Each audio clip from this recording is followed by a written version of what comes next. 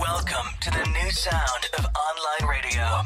Welcome to the sound of Universal Broadcasting Network. 'Cause you make me feel like I've been locked out of heaven. A mix of today's hits and hard-to-find favorites, combined with the most entertaining and intriguing talk anywhere. This is your sound. This is the sound of Universal Broadcasting Network at UENradio.com.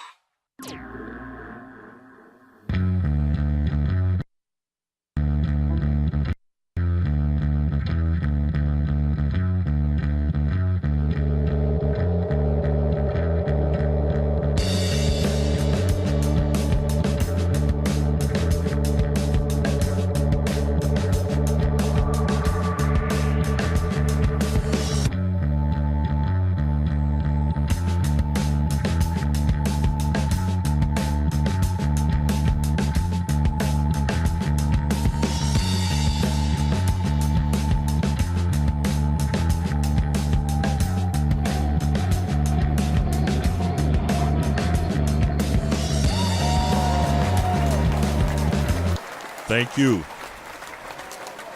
Hello. Good Friday to everyone. Happy Friday to all of our listeners and viewers from around the country and around the world. This is Ron Frierson, your host for Focus with Ron Frierson.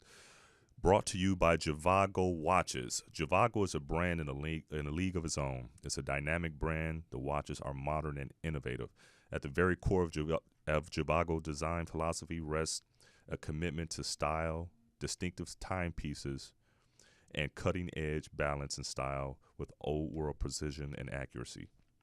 All Javago watches are meticulously crafted to exacting standards and feature the highest quality. On their screen, you should see some Javago watches, and they are some of the best timepieces that you will find on the market. You need to check one out. Okay, as I customarily start the show, we started with my thoughts. And my thoughts today are in regards to the president's decision to veto or nix the Keystone pipeline deal, which I think it was a good idea and I think it was necessary. But what I tend to do in the show is try to boil things down so that people that don't read this stuff or look at the news every day understand what's going on behind the scenes. So just in case anyone asks you at a party or you're in a dinner conversation and they bring this subject up, now you'll know what it's all about. So the Keystone XL pipeline was a pipeline reaching from Canada going down to the Gulf of Mexico. And from Canada, they were going to extract the tar sands of Canada, which contain oil, petroleum oil, which is what we use for everything from gasoline to plastic products. There's so many things that are used that petroleum is used in that we don't think of. Cosmetics contain petroleum, not just the gas in our car. Plastics contain petroleum. So it's part of our lives. Petroleum is part of our lives, and that's a byproduct of the oil that's taken out of the tar sands. The problem is that these tar sands are among the dirtiest sources of oil on the planet. And environmental concerns come along with that because it exudes, or it has its waste product is among the dirtiest of the carbon footprint that you will find for any sort of fossil fuel burned on the planet at this time. So the president, and this has been in the works for quite some time, the president thought about it, and I'm sure there were political ramifications and things he had to take into account as well. But he decided to nix the deal. So the Republicans aren't happy with that. And the reason why I think that he nixed the deal is truly for climate change. The opposition to his decision say that it would be a job killer because there would be so many jobs created from this pipeline. And that's where I would ask for logic to take place. There would be jobs created in constructing the pipelines. Construction jobs, just as they are within our housing industry or anything else where you're building something, those jobs are temporary, and then you have to go and build something else. So those construction jobs are temporary jobs, and they would only exist during the time the pipeline was being built Then after the pipeline is finished being built, those jobs will go away. And the only jobs that will remain are the jobs of those people that are monitoring the pipeline. So very little jobs. Also, on the other side of the spectrum, a lot of the liberals would say that by having this pipeline there, it's going to be a disaster for the environment. It wouldn't be a disaster. It would make things worse, but it wouldn't be a disaster. Okay, so both sides exaggerated what would happen on both ends. Now, what would actually happen is that next week, not next week, but on the 30th of November, there's the UN Climate Change Conference in Paris. And all the world leaders, and this should tell you how important climate change is, all of the world leaders are going to meet in Paris, and they're going to discuss climate change. If you get all of these nations in one place to discuss climate change, then you know it must be real. So those detractors that say that climate change isn't real, the simple fact that all world leaders decide to have a conference to discuss this one thing specifically, that should nix that entire opinion, because it is real. Well, anyway, with the United States going to this climate change conference, and we're going to ask China, who's probably the biggest emitter of greenhouse gases and emissions into the environment, and India, both young economies, dynamic economies that are still catching up and still the world's biggest polluters for the most part. If we're going to ask them to do something about their policies to cut down on emissions, and then at the same time, we just approved a pipeline for the dirtiest oil on the planet to be produced, which also increases the greenhouse gases and emissions, then that would be hugely hypocritical. So that's why it makes sense both politically, environmentally, and financially in regards to the jobs for the president to nix this deal. So liberals, be happy that it happened the way it did. Conservatives should also be happy that it happened the way it did. So that's my word for today. That's my thought for today on that. So my guest that we have, Mr. Shawn Holliday. Mr. Shawn Holliday, he's my friend, so I call him Tubby, but he's too big for me to call him Tubby now. He's big, his grandeur, his stature is ever growing. He's one of the men that's behind the hit series Empire and the music that you hear on that show. I think Tubby's approved most of the music on the second season, and he signed most of the artists, including Fetty Wap. As a matter of fact, before we listen to a little Fetty Wap, I want Shawn to say hi to the crowd. Mr. Shawn Holliday. Hey everyone, thank you for listening to Ron's show. It's my first time doing this, but I'm excited to help my friend out. Oh, okay. Thank you very much. So before we get started asking questions and stuff, I want he does need help with the ratings, so whatever. We need to boost his ratings. Whatever. My ratings are higher than yours. What you talking about? Hey, so let's listen to a little bit of, I think it's called 369 by Fetty Wap. 679. 679. Fetty's current single. His current single. Let's listen to about a minute of that, okay? Let's play it. Yo, man, where's your suit, man? I ain't never seen Russell Simmons wear those suits, man. Just the video.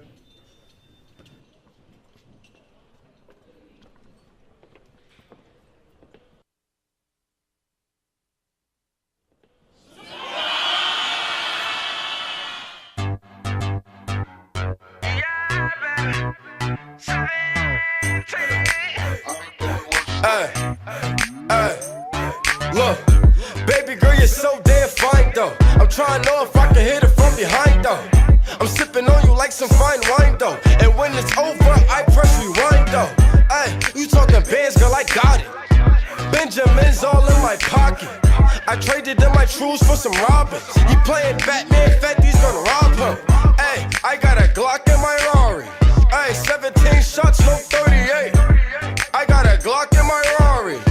17 shots, no 38. Yeah, she's fine. Wonder when she'll be mine. She walk past like praise, rewind to see that ass one more time. And I got this soda.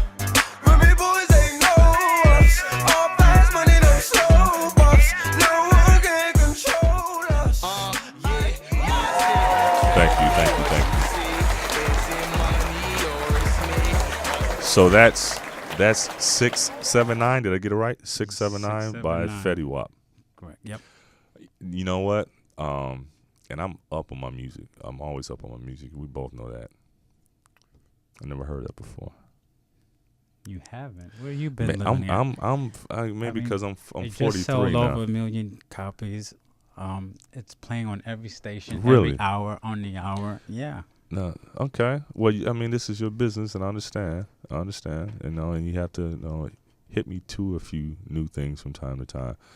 So tell me a little bit about, Fetty, because I understand you just signed him. What was it that you were looking at that made you think that this is a person you needed to have on your roster? Well, Fetty, we just did a worldwide publishing deal with Fetty because I feel like he was one of the new breakout artists of the year.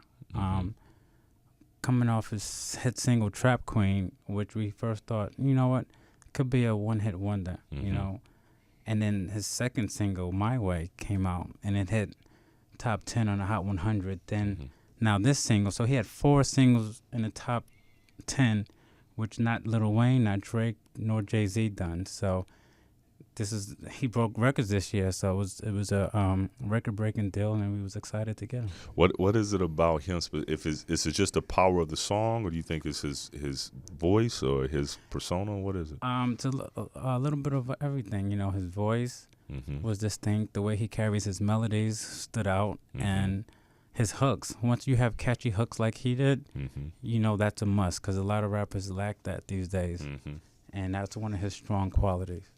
Now, where's he from? He's from Paterson, New Jersey.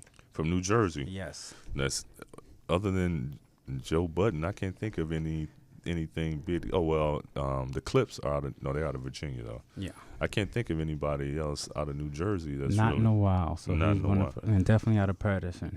That's good. That's really cool. So, hey, I want to go back before we carry forward with the music stuff, and we're gonna skip around just a little bit.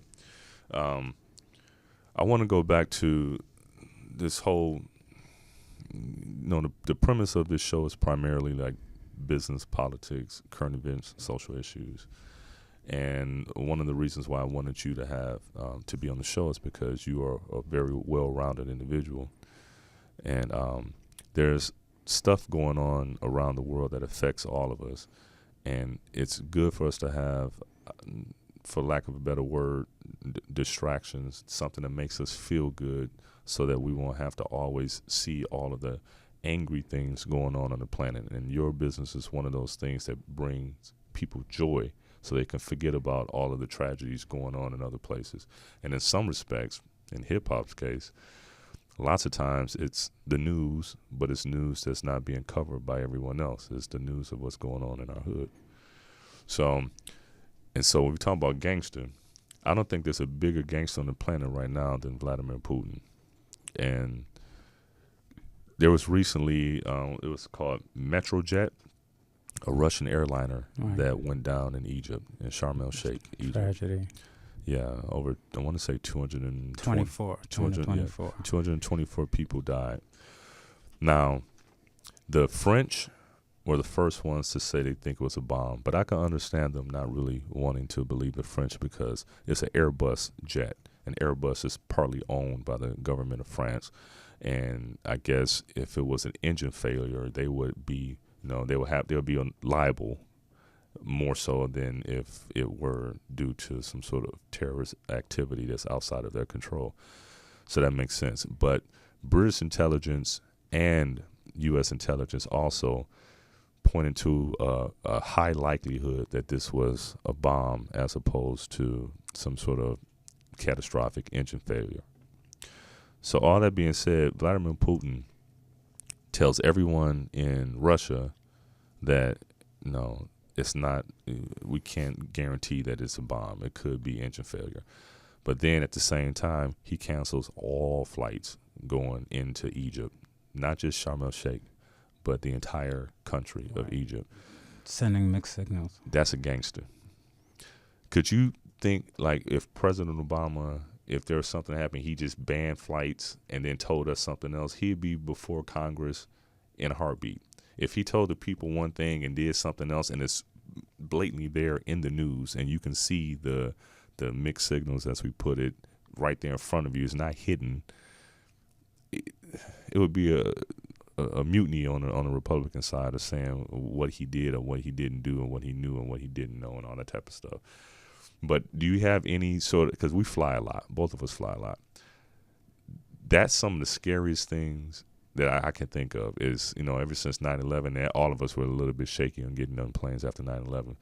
And you have any thoughts on like what this would, any ripple effects that it will carry here back home? Is it going to make our lives a little more miserable when we fly? Because now, well, ever since 9/11, it's been very shaky to fly. Like every time I get on a flight, I don't think about 9/11 and how that damaged. But I think that's everybody. It affects everyone in the world. How they travel. So, and we do travel a lot. And with this latest case that happened, it's like, I didn't want them to rush to judgment exactly what happened. I was hoping that it wasn't a bomb, when I first heard about it. And then with today's evidence, it looks more likely that it was a bomb. I'm actually opposite. I mean, I don't, obviously neither one of us like the fact that people died. We don't like that at all. But I'm actually, for lack of a better term, I'm actually a little bit relieved that it was a bomb as opposed to a catastrophic engine failure. Because if it was a catastrophic engine failure, that means there was a failure to maintain that aircraft somewhere down the line of quality control check. And if that can happen again. You can always try to ramp up security. That's something that's foreseeable. Even if they make it complete hell for us in the airport, they can do something on security the same way as they do on El Al aircraft if you're flying to Israel. But if it's something that's just engine stuff, that's what's scary to me. Scarier, I should say. So I don't know. But all that being said, the reason why I believe that Putin had told his people in Russia something different is because he knows that this may be some sort of retaliation for his decision to go into Syria. Right. So he was trying to just cover his tracks, which is understandable. Yeah, and maybe he got too big for his britches. I don't like the fact that we're in Syria. I understand the president feels he has to do what he has to do, but I really don't like that for the same reason. Us putting troops in Syria when there's way more stuff that we could be doing here on our own, backyard, especially in Chicago. Look at the 9-year-old kid that just got killed. That's Obama's backyard. That's where you should be focusing a lot of our resources and money, finding out what happened, why it happened, and preventing it from happening again. That's our priority. Syria isn't our priority. I actually agree with you. And I said it last week on the show. I think that the president should let Russia have Syria. They were already friends with Assad, and let him adopt that. It seems like Putin hadn't learned from what the Russians experienced in Afghanistan and then the pain they saw us go through in Afghanistan. You cannot deal with the civil war. You can't deal with those people. You will be over there forever. And now Putin, and I'm sure he's probably had people within his country that have disagreed, but they just don't have the power to vocalize their disagreement or do anything about it. But they've disagreed with his actions in putting troops in Syria, and now he's entangled with this whole ISIS Syria thing, and ISIS is a terrorist group. They don't play by rules, so they're going to do stuff like they did in Egypt if that's what actually happened. And conversely, just like you said, here in the U.S., we have other priorities. Big time. Yeah. At the same time, I understand that the jobless numbers here are at a 7-year low, but at the same time, homelessness is higher than ever. Mm-hmm. Here in L.A., homelessness is higher. So we have all these mixed signals, which is tough to really comprehend and explain. We are at the lowest unemployment rate in 7 years. And another weird thing about this, do you notice how the market, when you get good job numbers, the markets don't really react well. It's weird. It's almost like it's inverse. Like if the job numbers are really good, meaning that it's a lot of jobs being created, unemployment is going down. The market reacts adversely because they think that you're going to raise interest rates. So they kind of don't like it. It's weird. Conversely, if you're laying off people, the markets like it because it means that you're improving efficiency and you don't have as much of your profits or whatever, much of your income going towards wages. So us using the market as a barometer of how the real economy is on Main Street is sometimes misleading. You know, I mean, both of us, dabble in the market, have investments and things of that sort. But I've noticed that trend that when the markets are doing well, that doesn't necessarily mean Main Street is doing well. You know what I'm saying? Right, I agree. So. Oh, it's like what you touched on earlier about Obama vetoing that law to build that pipeline. The pipeline. Yeah. And Congress was saying that was a way to create jobs, but there's other ways to create jobs instead of wasting our money on building that pipeline. So I think Obama was right in doing that. He said that today. He was talking about infrastructure, and I think that's huge. And infrastructure would be in the construction of infrastructure. Like we have some road projects and stuff going on here in Los Angeles, but nationwide, and our airports are crappy. I mean, if you go to LaGuardia and you look at that airport and you kind of, that's in a major American city. And I'm sure you've been in LaGuardia a billion times. But I prefer flying into JFK. It's a nicer airport. It's a nice airport. Yeah. But even if you compare JFK to some of these airports in Dubai or Indonesia or Singapore, it's like night and day. And we're like the richest country on the face of the planet. But at the same time, some of our infrastructure is crumbling. Our roads and bridges are crumbling. So if we were to take the money and the resources that we're going to use for a pipeline and going over to Syria, and we start building up our own infrastructure, then that will help us in our efficiency and our productivity as a nation in so many different ways for years to come. That's the type of investment we should make. But then again, there's not a lobby for infrastructure. There's a lobby for oil. And that's the key right there. So now I want to pivot back for the remainder of the show. I want to talk about everything music because I'm a big music lover. Every now and then I try to chime in and let you know what I like, what I don't like, and stuff like that. Even though I'm not really a Fetty Wap dude, I'm not. And I love hip hop. We both come from the same era. I love hip hop, and to this day, Pac is still my favorite. I love Biggie, but Pac is my favorite. I could feel Pac. We'll be talking on breakfast if we argue about who's our favorite. But yeah. I love Tupac, still love Biggie. I'm just a fan of music overall, so I can just names all day. Yeah, so Big Daddy Kane, that's when I first fell in love with music. I'm from Brooklyn, listening to Ain't No Half Stepping and all those songs. Oh yeah, that's made you want to just. Did you have the slope like the Gumby? Did you have like okay? Did you have like a Bobby Brown type? Nah, slope? I never had any of that. I bet you did. I had a flat top. That's about it. I had a flat top too, but then once it got wet, it would fall. Mm-hmm. Yeah, but so how did you first get off into the industry? You know what? When I was in college, I was a college rep for Bad Boy, and I think my mom was against that because she sent me to school for computers, and I switched my major in college without her knowing. And when I told her I wanted a job in music, she was like, "I didn't send you to college to." I didn't waste my money to send you to college to work in music because I was handing out CDs. I was just a college rep back then. Going to clubs, handing out flyers, passing out CDs, promoting records. And it looks like we have a caller come in that just interrupted us. Caller, thank you for calling. What's your name? And tell me what city you're calling from. Hi, this is Jawe. I'm calling from Los Angeles, California. What's up, bro? Jawe, what's going on with you? What's up, Tommy? How you doing, man? Tubby, can you hear him? Oh, hey, I didn't know what name he said. Hey, you talking to me? Hey. Yeah. that's Jawe. What's up, Tommy? How you doing, man? I'm good. How are you?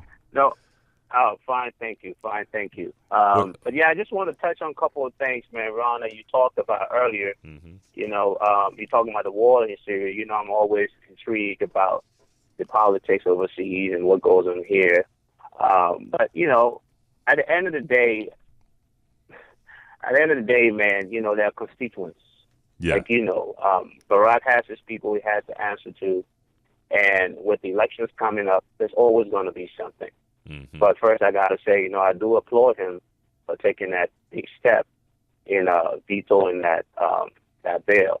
Yeah, I think it makes sense. The war in sense. Syria, it definitely makes sense. It definitely makes sense. But the opposition, we're always going to find something to talk about. But with regards to the war in Syria, I think we'll talk about this a long time ago. When 9/11 happened, civil war, which I came from, there's no peace to that unless the people themselves want peace. I agree. People in this case would be the government and those people who are benefiting from it, because as we all are aware, it's the biggest money-making business. Mm-hmm. It's just that plain and simple. And then, Tommy, you touched on looking at your backyard. At the end of the day, foreign policy, if you look at all the politics and all elections, it's a big deal. Mm-hmm. It's a big deal. And the government does a lot of things not necessarily in the interest of its people, because reality, the Congress truly don't represent people when you look at their background and their history. And it goes back to everything that's been happening in the past. It's just so much going on that our government are not in tune with, because the people who we choose to represent us Mm-hmm. don't truly represent us, because they are not from our background. They don't have our experiences and our history and our culture. I just thought I'd call in to share my view with that. Thanks for saying this.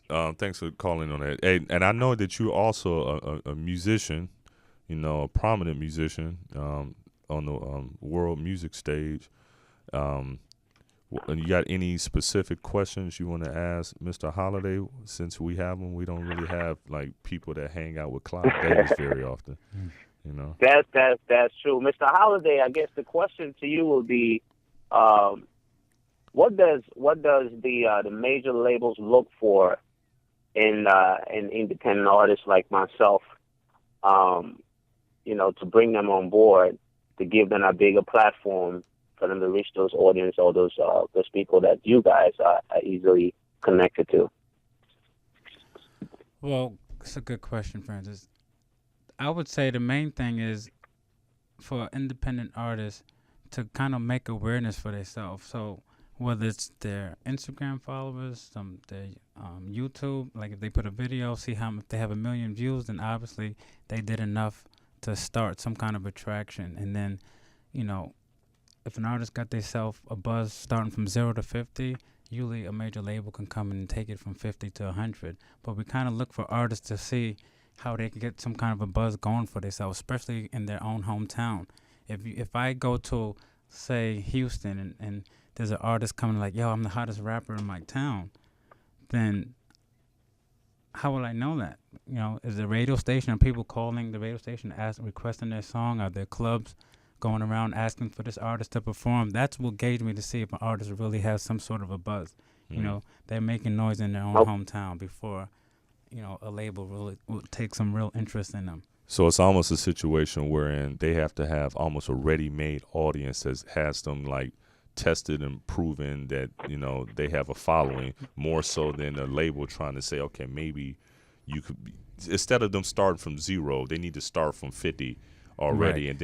and then you see that nowadays, especially like with new artists like Fetty Wap. He had that song Trap Queen on his demo already that was making noise in Jersey, and Funk Flex was playing that song every hour on the hour, dropping bombs. And that's how Fetty Wap got discovered. Okay. His songs was bubbling organically in the streets in Jersey. A couple club promoters was booking him. Mm-hmm. Flex got wind of it, took the record, started Hot 97, started playing it, and then it was over after that. Okay.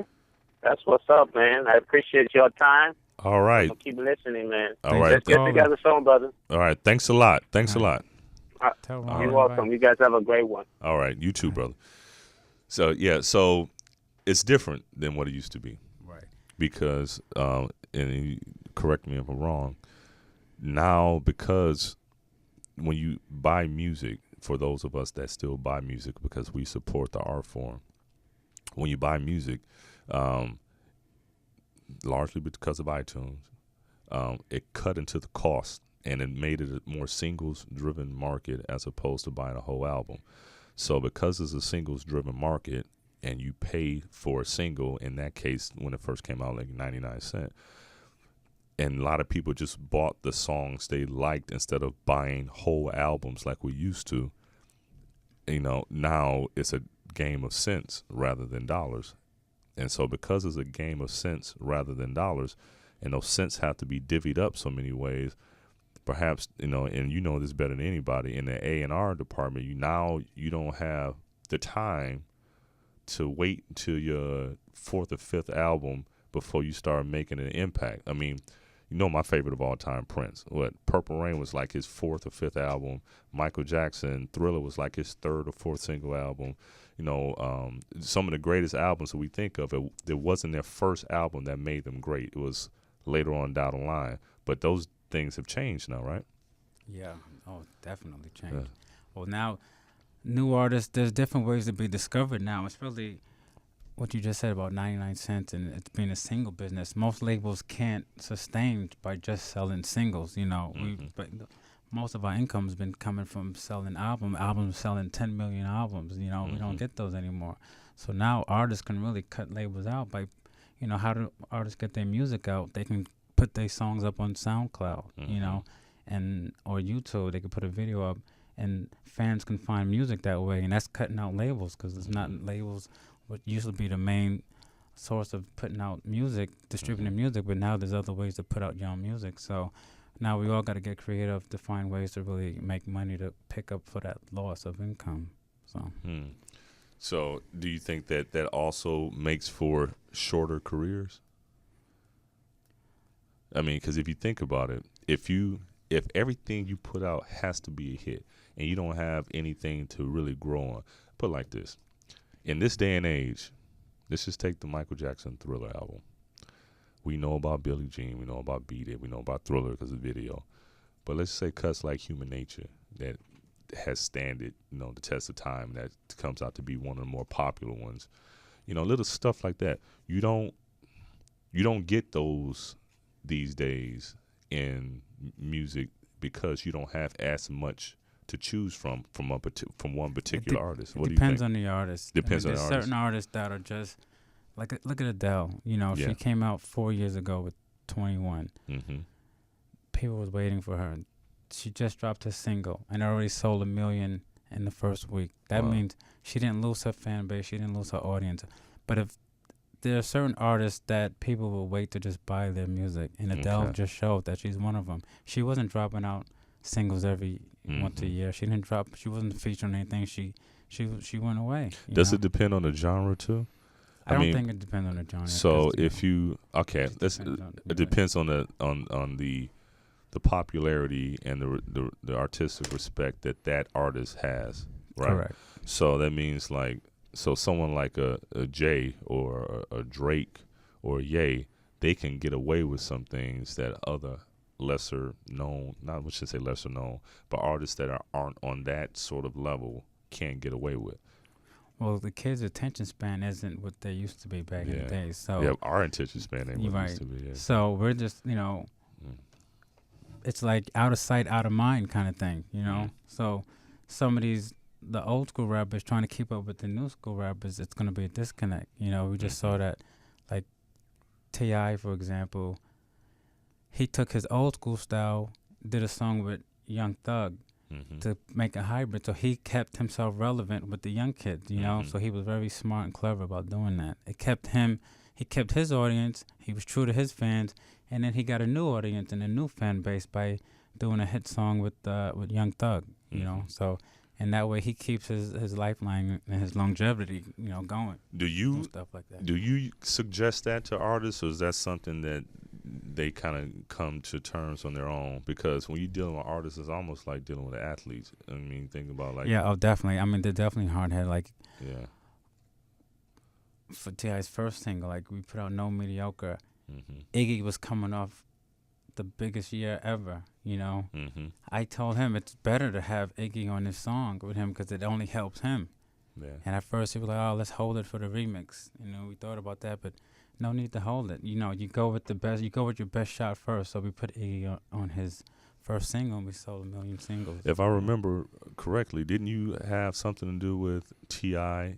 getting on that Robin Thicke song Right, yep, to make it big? Yeah. So Blurred Lines was a song that Robin recorded, and we felt like it was missing something. You know, it needed a rapper. Robin wanted Kendrick Lamar at the time, and I felt to cast that song, you need somebody with a little bit different personality. And Tip, you know, played it for him. He came to the studio and he jumped on it, and the rest was history. It helped both of them. You know, all of y'all helped because that song went worldwide. Yeah. You know? And despite the stuff that happened with that song, I mean, obviously, that's legal stuff, but to the human ear, it was a hit. You know, so all of the music business stuff aside, that came from appealed to greed. ear. That came from greed. Yeah, well, like That most just came because from that's the greed. business part of it. So that That and came that from happens, greed, but you know. on the artistic level, it was a hit because it was pleasant to people. People enjoyed it. So, is that one of the would you consider that all of the other nonsense that came later aside? Would you consider that one of the biggest hits that you were involved with? Definitely one of the biggest songs in my career for sure. That one. I knew it was gonna be when I saw it on the Target commercial. It was just catchy. You know what I'm saying? And Well, the label, ironically, when Jordan and I we both managed Robin and we played it for the label, they said they cut it off. They thought it wasn't a hit. yeah, And it took, you know, Jordan also manages Adam Levine from Maroon 5. So he had the idea, like, look, we have them perform it on The Voice. The first time people really heard that song was on The Voice because the label wasn't into it. The Voice premiered it, and the next day the song just instantly went to #1 on iTunes. Then we knew we had a hit, you know. Wow. And we shot a video, and it was off to the races. yeah. So did that success from that kind of launch you into what you're doing now, and kind of, and you're and explain it to the audience. You pretty much oversee all the music that's going into season 2 of Empire. I right? did the deal with Empire from the first season, so not just season 2. Oh, okay. From Thank the you for- time Lee Daniels created this pilot, I sort of piloted and instantly came on board before the episodes were even shot. Right. Yeah. So that means that all of these songs, and even the ones I don't like, you're the one to blame. Yeah. So how is that when you working with? Is it when it's music and you have to tailor something to a specific artist? That's one thing. But when you have to tailor to a specific artist and a show and a concept of a show, because I'm sure that some of these songs have to follow the storyline in some way, shape, or form. Is that more difficult? It's way different and more difficult than making an album. You know, and this was my first time working on a TV show with music, so the songs that didn't make sense to me to go to radio, but it made sense to go on a show, you know, that was a lot. You know, I had to put a lot of thought into it. That's a good point. So you said there's some songs that you say, okay, I don't want to put this on the show, but it would be good for the radio and vice versa. Yeah, well, for A&R, you want songs that have commercial success. I mean, that's what we all really do this for. So by getting commercial success is, you know, having a song that go to radio and hopefully it's a #1 hit. But for the show, you needed the songs that fit the storyline that wasn't really fit for radio, and that was the thing that. So not every song that the artist recorded that were good songs, but we knew they weren't going to be good for radio, but they were good for the show. So that's what. Does that have something to do with content as well? Because you can be a little more risky on the radio these days than you can on TV. Well, you can't be risky on radio. You be more risky on TV than you can on Oh, radio. really? So it's the other way around. Radio has way more FCC rules than TV. Really? Yeah. Wow. Like you can't say certain words on radio, but they got away with it on Empire. Wow. You know? So how how is it? Okay, because I'm sure that there's some writing that takes place. We both know with our connections within the entertainment industry that they tape for a while, then they have the the editing and all the post production stuff, and then it goes to air months later after everything's been shot. With this stuff that you do, how much lead time do you have before you mold a song for a particular scene or particular. I mean, because that's got to be difficult because writers may write something and writers may change something, but then you already have a song in the can. So how do you tweak something? I mean, is it a lot? So do you have your current lineup of songs, and then as the story evolves, you say, okay, maybe I won't use this song now, or maybe I need a new song now because this new song will fit better because of something that's happened. Yeah, that happened like different scenarios. Yeah. That happened like, for one example, there was a song that was temped in season 2. In episode 1. It was, but we shot it 4 months before 4 months before the episode aired. We shot it. So the song a scene in the song used Bobby Shmurda single. Well, Hot Boys. Yeah, the hot one. Yeah. And then I wanted to switch it out to use one of the Fetty Wap songs, but it was too late. The song was already locked in by the time we recorded. So, you know, that's an example. That 4 months ago, we didn't have this Fetty song. But so when the episode aired, I wanted to switch it, but the scene was locked and we couldn't change it. Okay. And then once you get a something that's locked, that means it's passed all the approvals and all the stuff. clearing. I mean, because stuff got to get cleared through publishers and Fox. So it's a long process, you know, and the lawyers are very tedious. Yeah, I bet they are. So tell me, do you think that you composing an entire feature film may be in your near future where you actually doing music supervision? I have a friend of mine. I think music supervision is for when you're ready to retire. You think so? I think so. So not for me yet. Yeah, you don't think so? So do you think that's something that would be like interesting? In the future, yeah, that's very interesting. Yeah. But when I'm in my 50s, maybe. Really? I never heard that. Like, it's music supervision is kind of like what you do.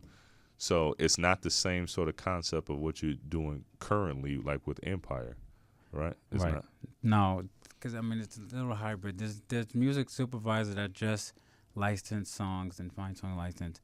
What I do is not find songs to license. You actually are in the studio with the writers and the producers creating the material. It's more involved. I'm more hands-on with the artists. You know, I'm like hands-on with Terrence. I'm hands-on with Jesse. I'm hands-on with Yaz. Finding songs, picking their taste. Music supervisors aren't in touch with the talent. You know? I see what you're saying. So I'm from the ground level, you know. And you kept yourself relevant. I mean, because I've seen you. You were kind enough to invite me when we went to Clive Davis's book signing, and my other good friend Tom Sturgis actually moderated that event, and we hung out. I met Clive, and that was a very interesting night. And you hobnobbed with some of the major players and legends in this game. Coming from all of that, do you think that your mother has finally accepted the fact that you decided to change your major? I tease her all the time. I tell her that, you know, she says, you know, there's always a saying everyone knows that mommy's know best and mommy's always right. Yeah. So I tell her, well, this time I don't know if you was always right. Because had I stuck to working in computers, you know, I think I did a job at IBM, and then who knows what I would have been, but I doubt I would be working computers.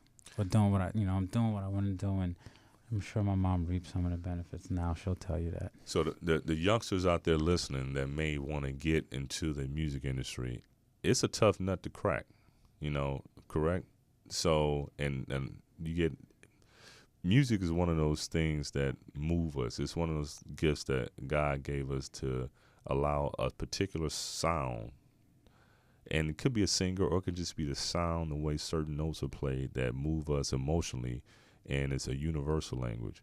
And so because of that, it's only natural that everyone's attracted to that sort of primal, instinct that we all have in that attraction for music.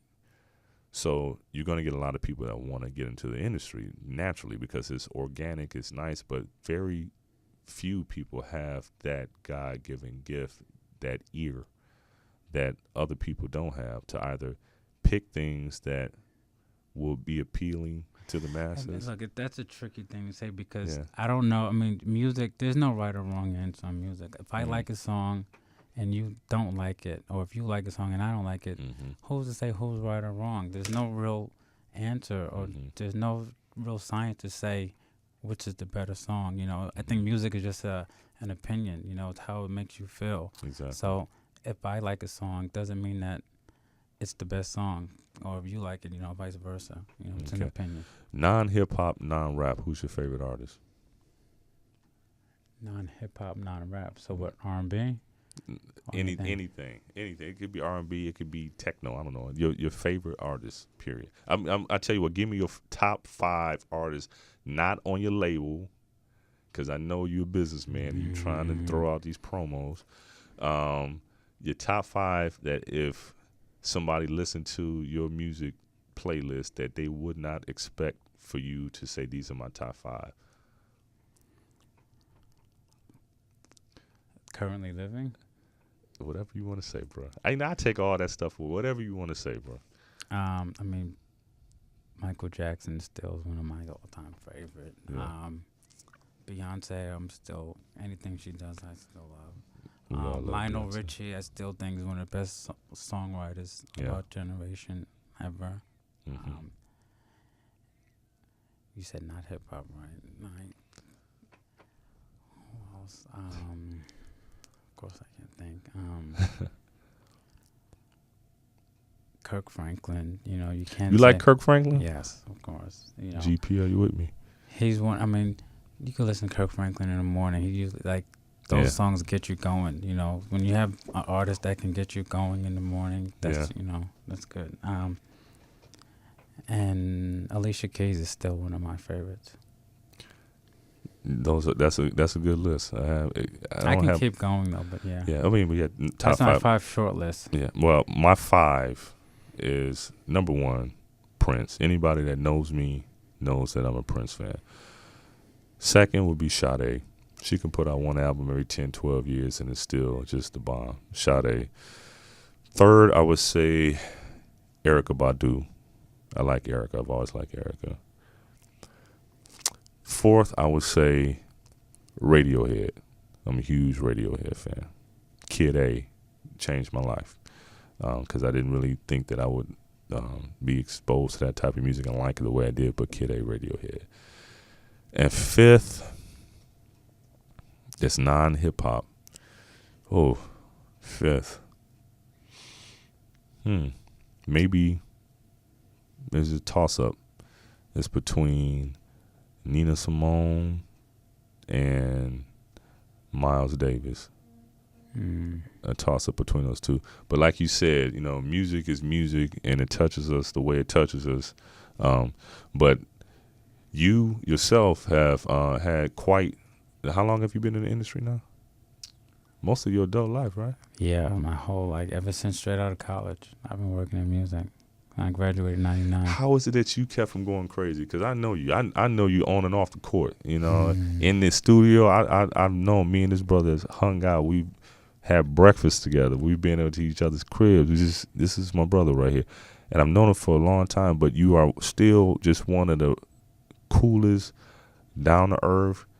And then I kick it with you, and then next day I see you, you know, taking pictures with, you know, Jay-Z or Beyonce or chilling with Ye or something. I mean, what is it? Is that what it is that's kept you in the business for that long? I think people ask me that a lot, but I don't know if I do anything different. I think I stay really grounded. I think I was raised really right. I'm not perfect, but you know, I try to always do the right things, be right by artists, and I always say, if you do that, you stay the right course, the right things will happen to you. And That's real. And I've been blessed by that. Who was that calling those? Who was that? My was that office. Beyonce? It's my office calling. Okay. Tell Beyonce that Jay ain't... No, I'm playing. I need to stop it. It's Friday, man. Come on now. It's Friday. Everybody. That's how I act like Ron from the gym. Everybody got a crush on Beyonce. You do too. I don't look at married women. This dude right here. You can have a crush on her. Yes, you do. I don't hear that. I know you, boy. Listen, hey, before we get too wrapped up in Friday night and let this this conversation go off the rails and start to get really, really real, I think I'm going to wrap up. Shawn, Tubby, Holliday, Senior Vice President of Columbia Records, Sony Music. Thank you so much for joining us today. Thank you for having me. And I got to tell you, my Can't brother. believe it's over already. Yeah, hey, listen, I got to tell you also, I'm very, very impressed with your breadth of knowledge on other subjects other than just music. You're a special dude. Just so you guys know that I didn't prep him on any of these things having to do with Syria or Egypt or anything like that. And those are the type of people that I respect the most, because being well-rounded and knowing what's going on in the world around you is very important. And for all the young people out there, it's important to read. It's important to make sure that you understand what's going on in your world and how things link up, because all of these things will, in some way, shape, or form, affect you. So, everyone, Friday night, go out, have fun. Thank you again for joining us on this week's edition of Focus with Ronnie Frierson, and I look forward to seeing you next week. Take care.